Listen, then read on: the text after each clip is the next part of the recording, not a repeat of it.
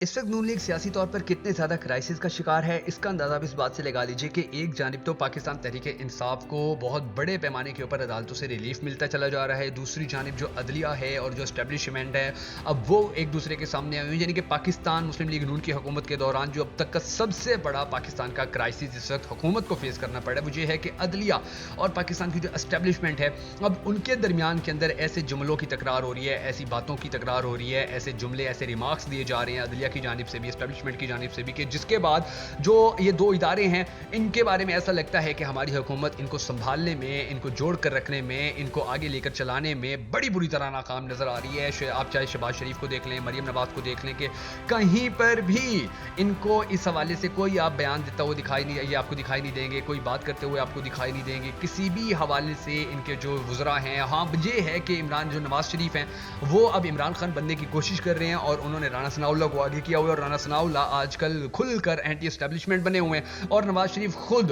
Anti अदालत बने हुए हैं, क्योंकि उन्होंने साकिब निसार के बारे में क्लेम किया कि जी मेरे पास तो उसकी ऑडियो है, और साकिब निसार का जवाब आ गया कि जी मैं कोई ऑडियो ऐसी नहीं है, वो अगर कोई ऑडियो ऐसी होगी तो वो जाली होगी। तो अब इन सारे मामलात के अंदर जो सबसे ज़्यादा प्रॉब्लम्स फेस करनी पड़ी हैं, वो पंजाब हुकूमत को और वफाकी हुकूमत को, यानी कि मरियम नवाज और शहबाज शरीफ को ये प्रॉब्लम्स फेस करने पड़े हैं। एक जानिब से उनका जो पार्टी का सबसे बड़ा रहनुमा था, वो अलहदा अपने तौर के ऊपर वो एंटी एस्टेब्लिशमेंट बन के हीरो बनने की कोशिश कर रहे हैं। दूसरी जानिब जो अदलिया है, जो एस्टेब्लिशमेंट है, उनके दरमियान जो एक दूसरे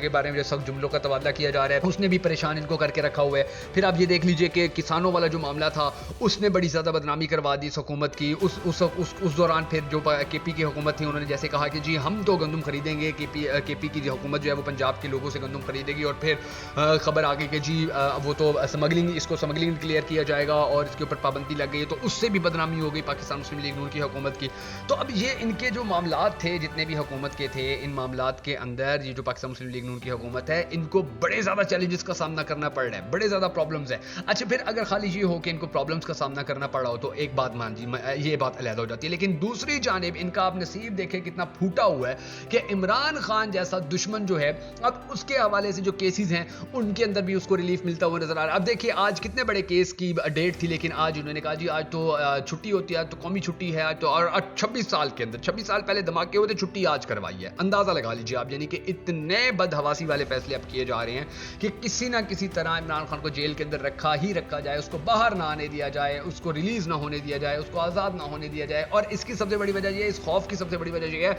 कि देखिए इमरान खान जो है वो एस्टेब्लिशमेंट के साथ किसी भी किस्म की डील करने से इनकार कर रहा है, किसी भी किस्म की डिस्कशन करने से इनकार कर रहा है, और जब इस तरह के इनकार मुसलसल सामने आ रहे हैं और इस तरह के स्ट्रांस के ऊपर, इस तरह के माइंडसेट के ऊपर खड़े ही अगर इमरान खान जेल से बाहर आ जाता है, तो फिर इसका मतलब तो ये है कि वो फिर नून लीग से हुकूमत में होते हुए भी, यानी कि नून लीग हुकूमत में है और पाकिस्तान तहरीक इंसाफ अपोजिशन में, लेकिन उसके होते हुए भी वो नून लीग से ज़्यादा, हुकूमत से ज़्यादा ताकतवर होगा। फिर क्या हो, जो मौलाना फजलुर रहमान है, इमरान खान मौलाना फजलुर रहमान एक दिन स्पीच करेंगे, एक दिन ऐलान करेंगे कि जी पहुंचो इस्लामाबाद, पूरा मौलाना फजलुर रहमान का जो जितना भी उनकी स्ट्रीट पावर है वो सारी इस्लामाबाद पहुंची हुई होगी, जो इमरान खान की स्ट्रीट पावर है वो सारी इस्लामाबाद पहुंची होगी, केपी का पूरा सूबा यहाँ पर आया हुआ होगा, तो बड़े मुश्किल हालात हो जाएंगे, बड़ी परेशानी हो जाएगी, बड़ी टेंशन बन जाएगी नून लीग के लिए, शहबाज शरीफ के लिए, मरियम नवाज के लिए, हालात को कंट्रोल करना, हालात को संभालना। और फिर कब तक, कैसे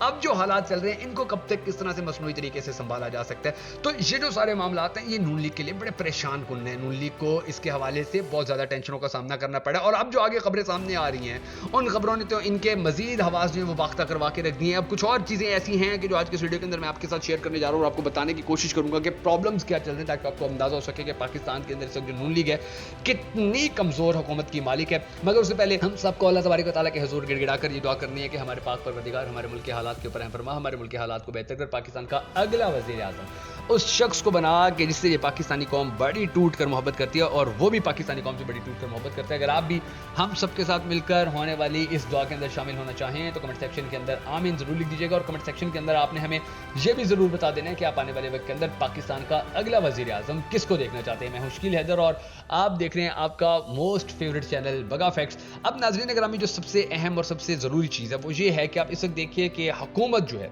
शहबाज शरीफ की हुकूमत हो या मरियम नवाज की सूबाई हुकूमत हो, یہ حکومت اب تک پاکستانی عوام کو کیا اور کس قسم کا ریلیف دینے میں کامیاب ہوئی؟ دیکھیے ابھی تک تو ریلیف کیا دینا ہے، ابھی تک تو سیاسی طور کے اوپر جو عدم استحکام ہے وہ بڑھتا چلا جا رہا ہے، معاشی طور کے اوپر عدم استحکام ہے اس کے اندر اضافہ ہوتا چلا جا رہا ہے۔ اندازہ لگائیے کہ اب تو یعنی کہ اتنے زیادہ کمزور حالات ہو گئے ہیں حکومت کے کہ اب وہ ججز کے جو ریمارکس ہیں، کیونکہ ججز جو ہیں وہ تب کھڑے ہو چکے ہیں، تو ان کے جو ریمارکس ہیں وہ بھی میڈیا کے اوپر دکھانے سے ڈر رہی ہے، اور پھر وہ جی قانون بنا دیے پیمرا نے، اور پھر اور جو حد تک عزت کا معاملہ چلایا ہوا ہے ان لوگوں نے۔ تو یہ بیسیکلی وہ شکستیں ہیں، یہ بیسیکلی وہ ہاریں ہیں کہ جن کے اوپر جو نون لیگ ہے اس کو بڑی سخت پریشانی کا سامنا ہے، ان کو بڑی سخت ٹینشن کا سامنا ہے۔ دیکھیے اب جو بھی جتنا بھی یعنی کہ آپ دیکھیں فارم 47 کے ذریعے اگر حکومت بنا بھی لی گئی ہے تو حکومت چاہے کسی بھی قسم کی ہو، حکومت چاہے کوئی بھی ہو، بات یہ ہوتی ہے کہ اس نے ڈیلیور کرنا ہے، اس نے پبلک کو فیسیلیٹیٹ کرنا ہے، اس نے پبلک کے فائدے کے اندر کام کرنا ہے، پبلک کے فائدے کے اندر بات کرنی ہے، فائدے کے اندر اقدامات اٹھانے ہیں، فائدے کے اندر پبلک کے فائدے کے اندر پالیسیاں بنانی ہے۔ تو پھر آپ یہ دیکھ لیجئے کہ کیا پھر یہ جو حکومت ہے یہ کتنا فائدہ کروا سکی ہے، یہ جو حکومت ہے اس نے اب تک عوام کے لیے کیا ریلیف جو ہے وہ سامنے لانے میں کامیابی حاصل کی ہے، عوام کو کون سی بہتری دینے میں کامیابی حاصل کی ہے، عوام کے ساتھ کس طرح سے یہ اب تک کھڑے ہوئے ہیں۔ اگر ان چیزوں کے اوپر نظر دوڑائی جائے، اگر ان چیزوں کو دیکھا جائے تو ابھی آپ دیکھ لیجئے ناظرین گرامی، خواتین بے ہوش ہو رہی ہیں، خواتین کا انتقال ہو رہا ہے، یہ جو بے نظیر والے پیسے لینے والی ہیں، آپ خدا کا واسطہ آپ ایک بار جا کر دیکھیے، آپ حیران ہو جائیں گے، آپ دکھی ہو جائیں گے کہ کس طریقے سے وہ بیچاری سارا دن کتنے کلومیٹر دور سے آ کے وہ دھوپ میں چھاؤں میں بغیر کچھ کھائے بغیر کچھ پیے اپنے چھوٹے بچے پیچھے چھوڑ کے آئی ہوئی ہوتی ہیں کہ ان کو پیسے مل جائیں گے۔ اتنی